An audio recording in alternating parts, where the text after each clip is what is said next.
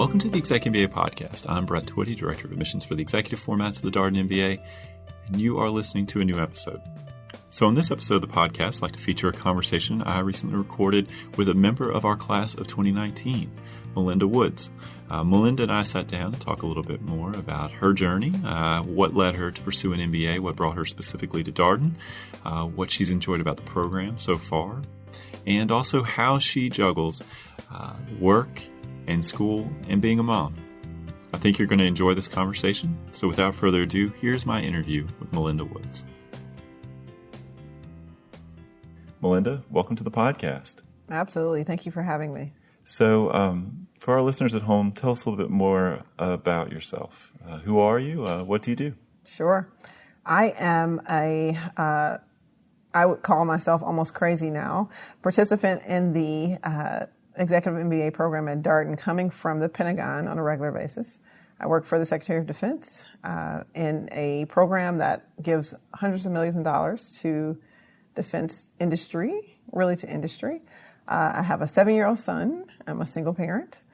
My son has an autism diagnosis, so I spend a lot of my time fighting with the public school system in D.C. I do live in D.C. And I came into the government from high-tech industry. So I have that kind of microelectronics, Microsoft, Intel Corporation in my blood as well. So a lot having gone on before I got here. And you had done additional education before coming to Darden. That's right. So I am an electrical engineer at University of Michigan, Wolverine first. That's where my undergrad is from. And then Georgia Tech, also electrical engineering. So how did you think about getting an MBA? Walk us through the analysis that you did. Absolutely. So I actually had always said that I would not do an MBA. So there's like 2 tracks for engineers coming out of school. So engineering is one of the highest paid undergraduate degrees you can get. And so people will either kind of do that and take the technical track, but a lot of folks, and it's particularly when I came out in the late 90s, so kind of 99 time frame, also had seen the sticker tag for if you have an engineering degree and an MBA. And so that was a very popular track as well. So people would work a couple of years and then go get an MBA in kind of a residential program. And I was just like, oh no, I am the tech guy. I'm not doing that. Like, I'm going to be on the technical track. And then I went into school and ended up directly into my first real job, like full-time job, was business development, technical marketing. So I actually had to make a choice and kind of go the more business route anyway. So I'd been around that business. And I did great and I loved it. It was actually still to this day one of the most rewarding jobs I had in technical marketing. As an engineer, most people went and got MBAs in that job, but I was still like, well, I'm kind of doing it now. I didn't manage profit and loss, but I had kind of the brand piece. And then we were actually, Motorola semiconductor product sector, like other companies' semiconductor sectors, was spun off as a wholly owned subsidiary. And then was going to go public as an independent company. And all the focus was on, and ironically we talked about this today in class, was on gross margin, which came down to the salespeople and the marketing people. And it just was rough. And I was like, I'm getting out. I'm going to something more interesting like the public sector, because that's really philanthropic and it's not about all this kind of profit and gross margin thing. And I had been recruited by CIA in my master's program. And so I did. I said, I'm just going to go only talk to government agencies. And I did that. And that was fun. But I ended up working. So I started out in the technical sector, telecommunications related intelligence stuff. But I ended up getting more into business related things. So I looked at foreign investment in the United States and also export controls, things of that nature for the government.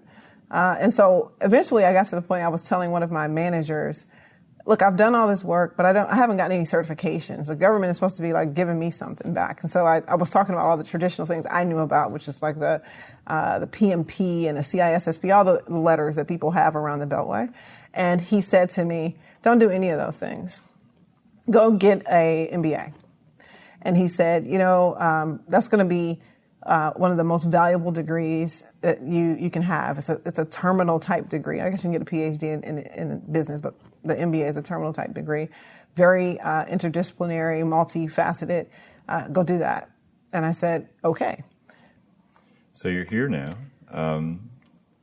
What have been some of the key takeaways from your first year plus in the program? I mean, obviously, you've taken a lot of class. You've been on a global residency at this point? I have. I went to Europe this summer, and I added India. Oh, that's great. So you're getting ready to take a trip. Yes, which actually is one of the takeaways. Like, I really should have been a Gimba. And I think we talk about that. It's just a very rich experience. And for some reason, the battle rhythm really works nicely. I don't know if it's just packing all those classes in a week, and with that kind of international thing going on, it makes it, I don't know, feel more palatable. But honestly, it's multifaceted. I never actually expected the experience that I'm having.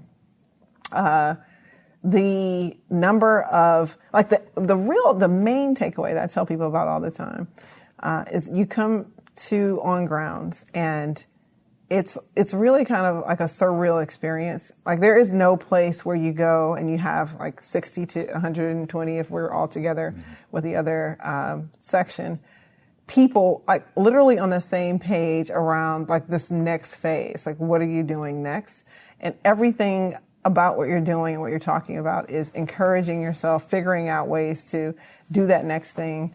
It's like you kind of release all the other stuff that's going on at home. It's like a microcosm, and it's almost a sanctuary in that way.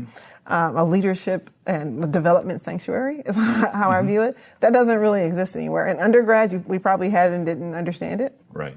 But now you value it after you've been working and you go back to real life of got to go get groceries, dinner, schools, whatever. It really is that. And so for me, that's the biggest takeaway. And of course, leadership, I thought I knew a lot. I do have a lot to contribute, but certainly there's always more. And that finance and accounting really have, been exactly things that I needed to know. Valuations and discounted cash flow and all that stuff is pretty important.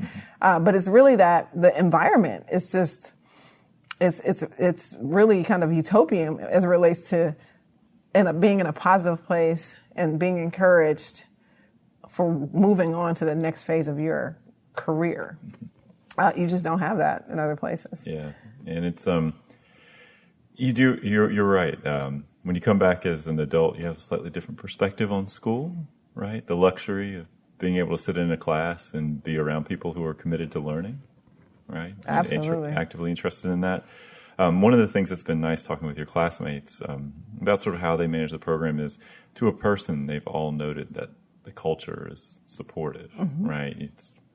You have any experiences or that you would want to highlight, sort of thinking about, how maybe your classmates have helped you manage this experience? Yeah, I would say, I'm shocked at the number of people who have. So I am probably going to, ironically and never expected, make a career change during the program. Never would have thought that, or not maybe career change, but a job change. And folks who I just never would have expected have said, hey, let me connect you with this person who could definitely help you figure out if this is the next thing or be helpful in that process. I have also been able to really kind of connect with some of the women, quite frankly. And so there's one person that I still remember our first conversation in the bathroom at LR1, who was telling me about her experiences in India. And we always go back to that. That was our bonding moment. And she was telling me about her challenges as it relates to speaking up for herself even, and her family background, all in the bathroom on a break. And I feel like that has been our bonding moment. And so we always kind of go back to that. And quite frankly, she's come back to me at times earlier on in the program and said, I really just don't feel like I fit in. And, I don't understand if people, get to know me. And so I think over time I've watched her and I've talked to her kind of through that, from a internal to kind of the U.S. culture and environment, like how to just be okay and continue to kind of approach people. And I feel like it's been great. But she also has helped me through. She's invited us over for dinner. The kids gotten together, like really creating that family environment. So definitely supportive. So you started out by noting all the things that you have on your plate. So how are you managing all this? What's your strategy? I was thinking, I think about that often. Like, I was talking to actually one of the class of 2020 folks. So we have some kind of informal mentor relationships with some of the folks. And I was encouraging this person because they were talking about decision analysis and whatever else they're doing. They're a month in, right? Yeah, decision analysis and global economics. Yeah, So yes, they're exactly. two tough classes right out the gate. Exactly. And I said, well, feel at home that you're not the only person that doesn't have enough time. So I have really gotten to a rhythm of, first of all, I used to be a workaholic, but I just really have not been able to continue to work in the 5, 6, 7, 8, 10 o'clock at night days. And so everything has its kind of time. And quite frankly, I must, in my life, I must use some of the time, and everyone in the class kind of knows this about me, use some of the time when other people are sleeping to read and get things done. But I must say, I've done it, and it's not been overly taxing, right? I mean, it's just a part of what I have to do. And I also make sure that I do the networking kind of social piece too. So I will sometimes opt to go have the conversation in what we call the bar. The lobby is our bar around here. I don't know if you guys know that. That's our hangout spot. I'll meet you in the lobby. I'll do that instead of reading last night. So we realized last night is our last on grounds. That's right. Friday night as a cohort. Other people will be here. And I said, you know what, you have to stay. I stayed because it's just to make those connections. And then I just knew that I had to go back and read. But it, to me, is important because you'll have some people who actually have foregone all of those interactions because they're like, I have to go back and read. And it's like that, you have to do it all. Mm-hmm. So I have just figured out that I have to do everything. And I don't have to max out everything, but I do have to do enough of it. So I have to have these kind of slices of time that I stay very, very kind of religious about going through them. And I have to use the night a lot of times. Other people don't. I do. I just have to. It's just not enough time. So you mentioned, sort of you work late at night, know, and you sort of find a schedule that works for you. How long did it take you to settle in? I would say, and it's funny because I do remember the point we talked about it. I'm like, okay, I kind of feel like I hit the stride. I feel like that was Q5, Q4, Q5. So it may have been even Q4. So like 3 quarters. And I like the front loading kind of aspect of, people will call the quant, or kind of the more labor intensive, like you got to go read a book, study, do some problems that'll take you hours. I like front loading that. That's stylistic though. Some people are like, I don't just spread it out or do it at the end. That's just my style. Get the hardest stuff up front. So for me, I preferred it that way, but it was a lot. That's why when I was talking to this 2020, I'm like, oh yeah, you'll get through it. And I actually remember the 18 saying the same thing to us. Like, actually, you'll still have hard classes. Like, don't think marketing's easy, right? But this kind of DA intensive finance and those things, it'll get more manageable. And I must say, for me, it was good doing the Europe global during the summer, because it felt like the switch. Like when I came back from Europe, it's like, okay, so now we're on Q7, actually. Yeah. Q7. So yeah, it's like a whole different ball game at that point. Electives start, right? And electives you just kind of have to be excited about because you get to pick them. So you don't get to complain that, oh my God, you don't like this class, which I'm not that type of person anyway. But yeah, it took about 3 solid, maybe 4 quarters before it was like, okay, I got the rhythm. Like, when the classes are coming, you just got it, right? I can use my phone if I need to in the car for a couple minutes. When I get home, I'll switch it on. It's just the anxiety lowers. Like, you've seen that you can do it. You've gotten through DA. You can do it. It's okay, right? It takes like probably 2-3 quarters to see that you can do it, the whole span of it, because by then you would have had, the LOs, you've had everything. You've had the writing and you've had the quant, and different people kind of struggle on different things, actually. So, that's absolutely true. It's interesting to hear you say sort of Q4, Q5, because, I think about the 2020s a lot being around your class here for this weekend residency, because the hardest thing about the start of school is that it's the start of school and you're taking tough classes. So we try to remind people, if you just hang in there, it will get better, but you're learning how to manage your time in this new program with all the stuff that you have going on. and you have hard classes. Yeah. And I think the on-grounds piece with work, it just takes a while. So in 3 quarters, you've had, 6 on-grounds, right? Yeah.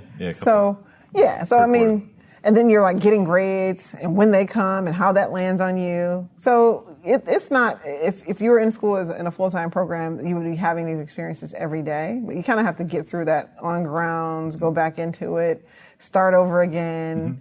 And okay, so now this is what it is. Like, this is how it works. And so it takes a bit, but yes, you will get through. And Q3 is, you're still not halfway through. So you got to kind of get there. All right. So I feel like we're on the downhill stretch now at the end of Q7. Yeah. So for those of you wondering about all this quarter talk, yes. Q1, Q2, Q3. So our program is divided into 10 2-month quarters. You, of course, begin and end the program with a week-long leadership residency. Those are both in Charlottesville on the grounds of the Darden School. And in between, you have 10 2-month quarters. The first 8 quarters or 16 months of the program are core curriculum, although you do get to take an elective in quarter 7, which is the one that Melinda is in right now. But by and large, those are our core curriculum set classes. First 16 months, you're in the core, and it's worth noting that's the same core that our full-time residential students take. And then the last 4 months, or 2 quarters of the program, are electives. So Q9, Q10, those are electives, and you choose your classes. So Q5 would be about the 1 year part mark in our program. So quarter 5 typically hits, if I'm doing this math right, around the summer, close to the summer, early summer. And I do think you're right that that's when students really feel like, okay, I'm figuring this out. But it takes a little while. It does. And you go through the cold winter months, the darker days. And so the spring, you've done it. Longer days, warmer weather, going into the summer, you kind of, okay, I can relax. Yeah. So, and we have a lot of prospective students that listen to the podcast. Great. And what would be your advice for them as they think through? I mean, I think the biggest challenge for most people is sort of like being, sort of confident that they can do it, right? What would you say to somebody thinking about coming back to school? Yeah. So like I really didn't. I deliberately didn't think about coming back to school because that's like a frightening. It's intimidating, right? Concept, right? And I'm a person who's always done well at school.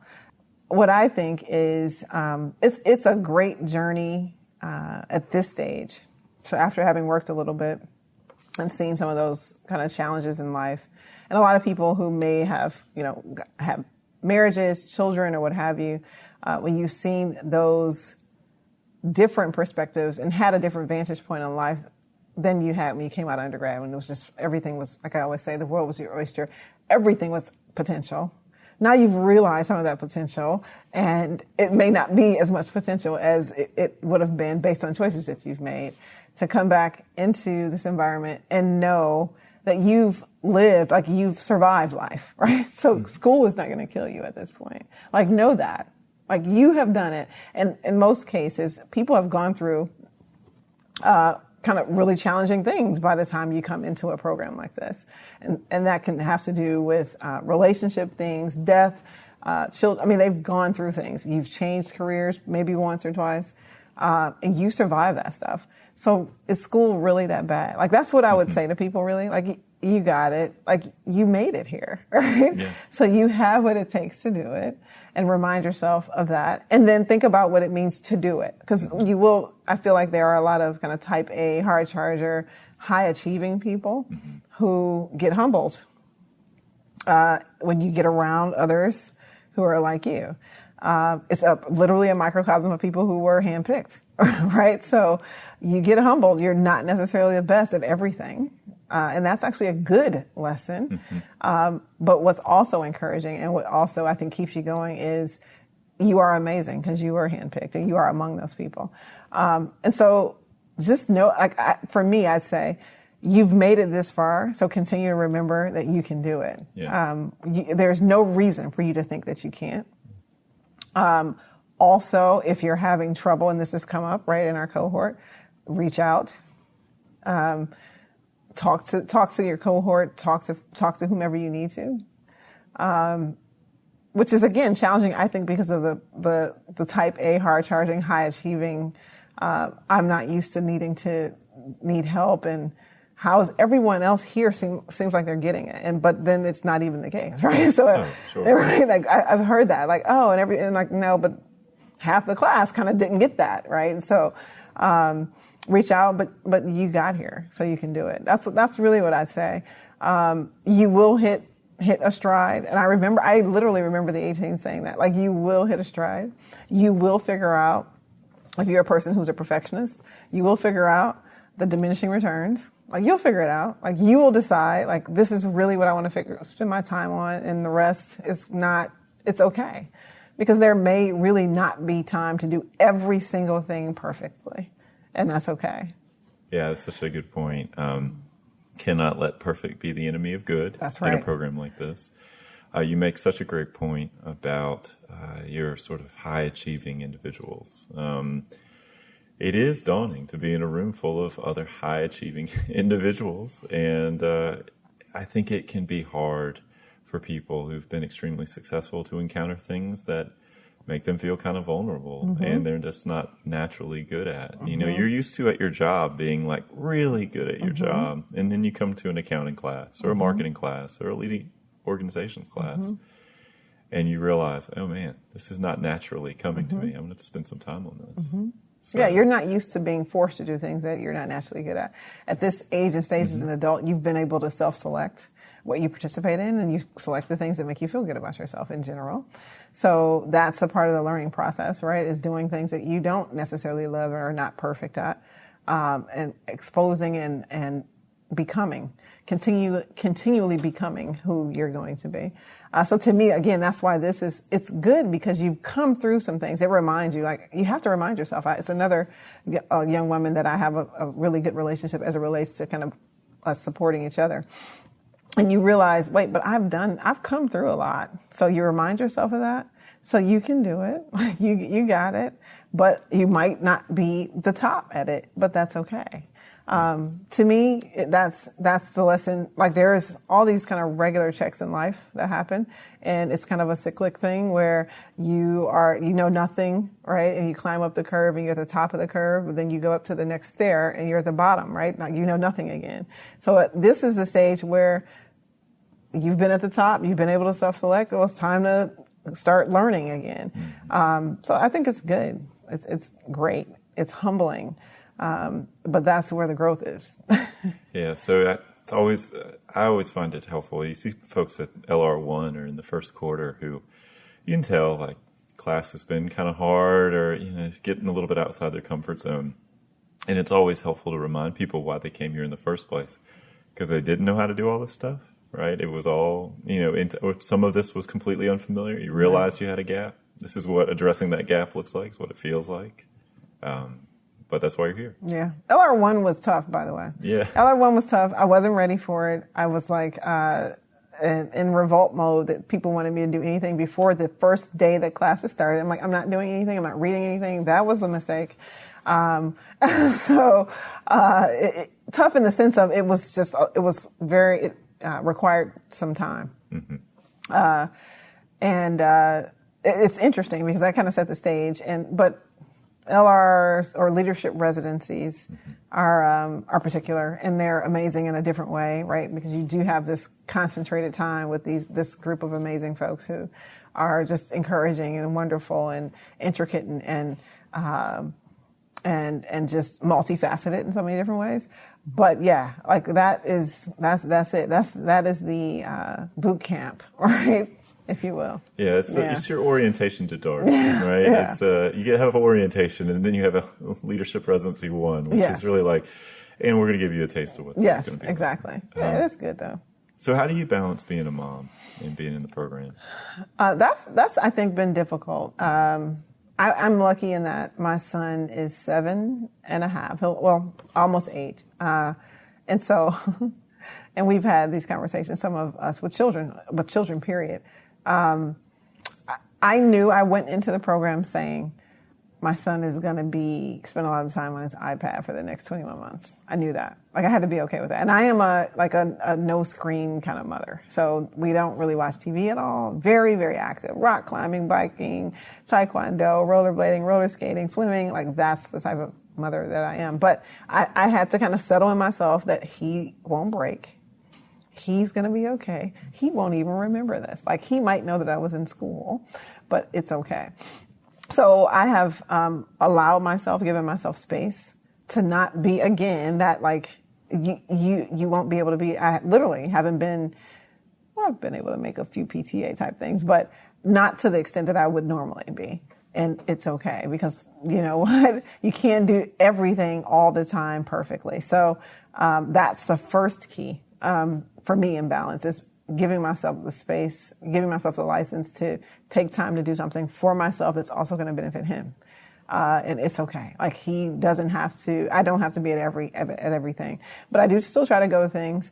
I have put him in events, like more events than I typically would, to kind of make up for the time I don't have time to spend with him directly.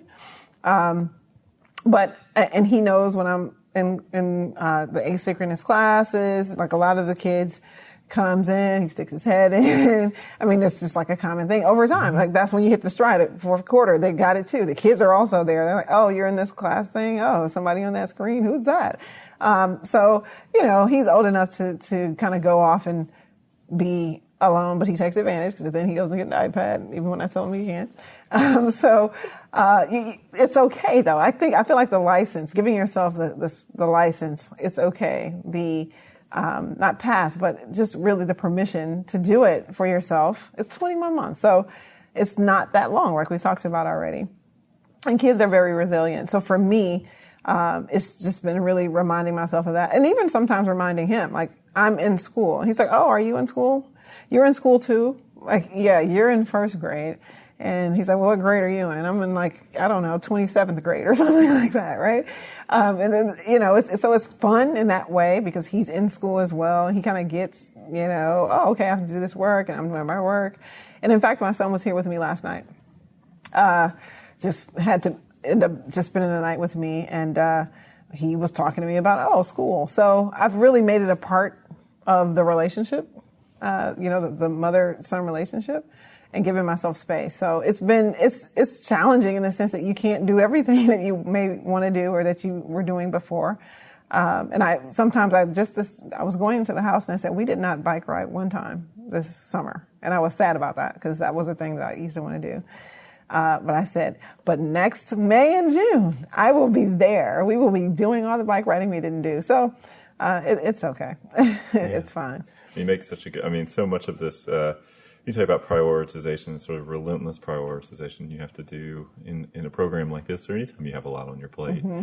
I mean, you can't be perfect all the time in any facet of your life. Mm-hmm. Right? You make such a good point about giving yourself space. So I want to ask one more question, sort of about the mentoring. Mm-hmm. You're a second-year student. Mm-hmm. You're obviously talking with first-year student. Mm-hmm. Is that through the network of executive women? It is not. It's actually through the Black MBA. Okay, that's great. Association. Mm-hmm. So I'm glad to hear that we have multiple student organizations actively engaged in mentoring. So mm-hmm. What attracted you to that? Because, you're busy, right? So you're a mom. It is actually crazy. So I was just telling another faculty member, Barbara, that I actually came to you originally. I don't know if you remember this, Brett, and said, how come I'm not hosting the students when they come through the class?